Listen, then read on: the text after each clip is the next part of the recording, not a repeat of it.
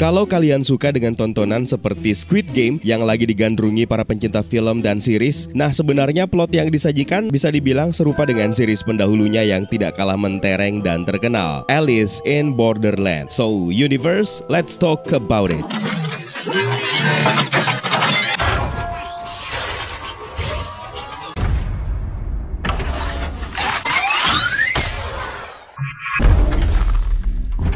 Series yang satu ini juga terkenal dengan permainan yang mempertaruhkan hidup dan mati, atau yang sering kita kenal dengan Battle Royale. Bedanya dengan Squid Game, Alice in Borderland diadaptasi dari manga dengan judul yang sama, berlatar tempat di Tokyo versi distopia. Dan series ini membuat beberapa pemain terjebak dan mau tidak mau harus ikut ke dalamnya. Dibintangi oleh beberapa nama beken dan bahkan beberapa di antaranya juga tidak asing karena pernah ikut membintangi film Rurouni Kenshin yang kini sudah sampai di tahap film live action terakhirnya. Ada Tao Tsuchiya sebagai Yusuha Usagi, serta Kento Yamazaki sebagai Arisu Ryohei. Satu nama beken lainnya adalah Nijiro Murakami sebagai Suntaro Shibuya. Sebelum kita mulai membahas lebih jauh, kita harus kasih spoiler warning terlebih dahulu buat kalian yang belum pernah menyaksikan series yang satu ini. Jadi silahkan tonton dulu 8 episode yang sudah tersedia di Netflix, baru balik lagi ke sini ya.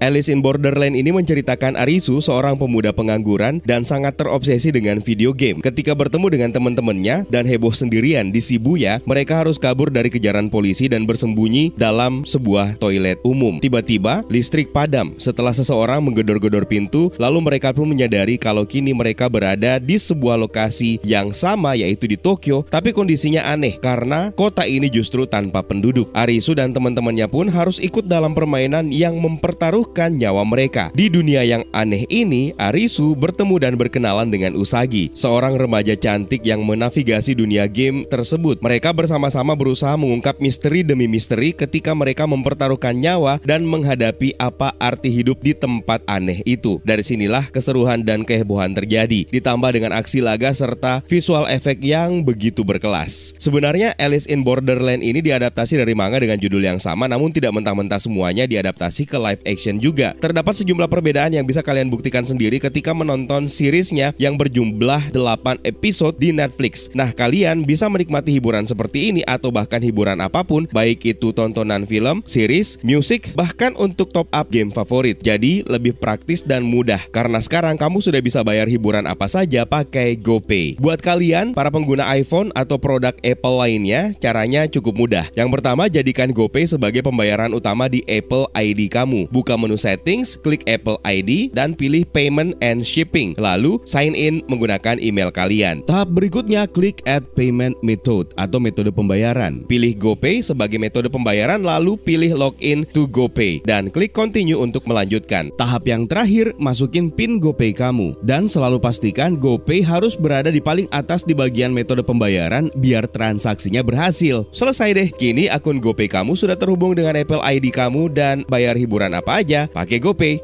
Sekarang waktunya kita membahas mengenai perbedaan yang terjadi dari versi manga dan versi live actionnya. Untuk versi adaptasi live action yang ditayangkan di Netflix dari Alice in Borderland dimulai dengan Arisu, Karube, dan Chota bertemu di persimpangan Shibuya. Seperti yang sudah sempat kita ceritakan tadi, mereka bertiga menyadari kalau mereka itu tiba-tiba dipindahkan ke lokasi Tokyo yang sepi, yang mana ini adalah wilayah Borderland. Sementara itu, di versi manga, yang menarik Arisu dan kawan-kawannya ke Borderland sebenarnya adalah ketika mereka menyaksikan pesta kembang api pada saat senja. Di sini mereka memang menyaksikan kembang api tapi di tengah kerumunan orang, dan itu pun pada saat terang benderang. Karakter mereka bertiga juga diadaptasi dengan cara berbeda. Kalau di versi live action ini mereka memiliki kesibukan masing-masing, sementara dalam versi manga mereka semua sebenarnya adalah siswa sekolah menengah. Meskipun Karube sebenarnya tidak bersekolah, dia lebih asik menjadi bartender untuk menjaga bar di mana mereka bertiga sering ngumpul di situ. Persahabatan mereka bertiga pun juga sebenarnya lebih kental terasa di versi manganya daripada versi live action ini. Tapi itu tergantung masing-masing orang juga sih untuk penilaiannya. Pada saat game pertama atau permainan pertama, yaitu 3 keriting, juga ditampilkan sangat berbeda dari versi manganya. Di versi manga, mereka bersama 3 orang teman dan Shibuki menjawab pertanyaan-pertanyaan trivia dengan kesulitan yang ditentukan oleh betapa beruntungnya nilai dari kartu mereka. Jika mereka mendapatkan jawaban yang salah, maka selisihnya akan dikurangkan dari jawaban yang benar. Dan sama dengan jumlah panah api yang ditembakkan ke arah mereka. Namun di series live actionnya ada tambahan seorang gadis yang tidak disebutkan namanya yang akhirnya bergabung bersama dengan mereka. Lalu mereka berlima memainkan permainan yang sama sekali berbeda. Mereka terjebak dalam sebuah ruangan di sebuah gedung dan mereka dipaksa untuk memutuskan di antara dua pintu yang tersedia, hidup atau mati, dalam jangka waktu tertentu. Kalau mereka memilih pintu yang salah, mereka akan ditembakkan dengan sinar laser. Jika mereka tidak memilihnya tepat waktu, ruangan bakalan dibakar dengan api, yang mana tentu saja itu berarti mereka akan tewas semuanya. Nah, perbedaan kecil lainnya terdapat pada permainan kejar-kejaran di gedung apartemen. Kalau di manga, gedung tersebut bentuknya seperti huruf L, sementara untuk versi live action yang tayang di Netflix ini bentuknya seperti huruf T. Lalu karakter penyerang dalam game atau permainan tersebut dalam versi live action ada 2 orang, sementara di manga tidak ada penyerang atau musuh yang berjaga-jaga di ruangan checkpoint. Aguni juga tidak memainkan game ini dalam versi manganya. Sementara di permainan jarak atau distance, kalau di manga, bis yang mereka gunakan tidak bisa berjalan sama sekali. Jadi para peserta harus tetap berada dalam bis tersebut. Sementara di live action, mereka harus melalui 2 rintangan yang menakutkan, yaitu air dan juga panther. Sementara kalau dalam versi manganya, mereka harus melewati rintangan air tetap sama, tapi di situ bukan panther melainkan cheetah, serta ada buayanya juga dengan suhu dingin yang ekstrim. Dan yang terakhir yang mereka harus hadapi adalah ledakan. Salah satu game yang paling traumatis dalam series ini adalah game atau permainan 7 hati. Permainan ini menempatkan Arisu di ambang kehancuran mental. Arisu, Karube, dan Chota memasuki sebuah kebun raya lalu melihat meja yang penuh dengan berbagai perkakas, alat, dan persenjataan yang terpasang pada headset yang harus mereka gunakan. Permainan tersebut bernama hide and seek atau permainan petak umpet, yang mana di antara mereka yang menjadi domba harus bersembunyi dari serigala. Kemudian serigala akan berubah bentuk setiap kali mereka melihat salah seorang dari mereka. Siapapun yang menjadi serigala pada akhirnya yang akan selamat. Dan inilah yang menjadi twistnya. Awalnya permainan ini terlihat tidak masuk akal. Kalau permainan tersebut disebut dengan hide and seek atau petak umpet, kenapa domba yang harus bersembunyi dari serigala kalau serigala yang justru bertahan pada akhirnya? Iya kan? Kecuali tujuan dari permainan ini menjadi sangat mengerikan, yaitu ketika Arisu dan teman-temannya akhirnya mulai saling serang untuk bertahan hidup dan keluar sebagai pemenang. Nah, dalam versi live action ini, Arisu bersembunyi di semak-semak mencoba menjelaskan kenapa dia harus menjadi pemenang dan keluar sebagai satu-satunya yang hidup. Chota menahan Shibuki serta meredam jeritannya, jadi dia tidak bisa mengejar Arisu. Dalam versi manga, Shibuki tidak mengejar mati-matian Arisu, dia malah memilih untuk bersembunyi setelah dia menyadari bahwa dia tidak tahan untuk memikul beban teman-temannya. Dia akan hidup hanya jika dia bertahan hidup tanpa harus menyerang teman-temannya. Hal lain yang juga terlihat berbeda dengan tayangan versi live actionnya, di sini Arisu akhirnya menemukan Karube dalam permainan tersebut. Tapi dalam versi manga, Arisu tidak bisa menemukan siapapun di antara teman-temannya dan hanya bisa mendengarkan suara ledakan dari headsetnya saja. Berikutnya, dalam tayangan live action di Netflix, keterampilan analitis dan taktis yang menjadi skill Arisu dikaitkan dengan jam terbang atau pengalamannya ketika bermain game. Sebaliknya, di manga, Arisu bukan seorang pemain game, melainkan hanya seorang pemuda yang memang benar-benar sangat jeli namun terjebak dalam dunia game seperti ini. Dalam versi live action Alice in Borderland, karakter Shibuki terlihat lebih kejam daripada karakter yang ada di manganya. Dia bersedia menggunakan seorang gadis sebagai jaminan dalam permainan pertama yang dia mainkan, serta menggunakan seks sebagai cara untuk bisa memanipulasi Chota.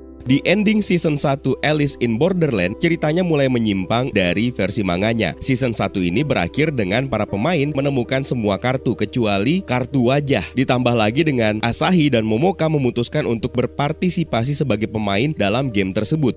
Aguni menyelamatkan Arisu dari Niragi dengan mendorongnya ke dalam api yang akhirnya membumi hanguskan klubnya, yaitu Beach. Nah, nasib mereka di sini tidak jelas. Setelah menemukan tempat persembunyian dari para dealer di game tersebut, Arisu, Usagi, Chisia, dan Kuina dihadapkan pada wajah yang tidak asing, dan dia adalah Kanomira, salah satu anggota eksekutif dari Beach, yang akhirnya terungkap dia sebagai salah satu master game. Kanomira kemudian menceritakan alur game yang mereka mainkan, bagaimana semua pemain yang tersisa sampai di sini dan harus menjalani berbagai permainan mulai dari tembak-menembak, saling bunuh-membunuh, dan mengorbankan orang lain agar bisa naik ke level yang berikutnya, serta menikmati keputusasaan mereka. Sementara dalam versi manga, setelah hancurnya Beach dan pemain telah mengumpulkan seluruh kartu kecuali kartu wajah, tiba-tiba mereka menyaksikan siaran langsung dadakan dari Room Master yang memperkenalkan 4 orang yang ditampilkan sebagai representasi warga Borderland dengan masing-masing mereka diberi label dari masing-masing kartu wajah. Salah satu dari mereka adalah Kanomira sebagai Master Queen of Heart. Perbedaan yang sangat mencolok yang justru inilah yang akan menjadi petunjuk untuk season kedua nanti yang nantilah akan kita bahas. Nah, itu dia beberapa perbedaan mendasar yang bisa kita temukan dari Alice in Borderland versi manga dan versi live actionnya. Kalau ada perbedaan lain yang mungkin kalian tahu dan kalian temukan, jangan sungkan tambahkan di kolom komentar di bawah ya Universe. Terima kasih buat kalian yang sudah menonton dan juga terima kasih buat kalian yang sudah bergabung di membership community. It's time for me to sign out. My name is Eka. Stay safe and until next time.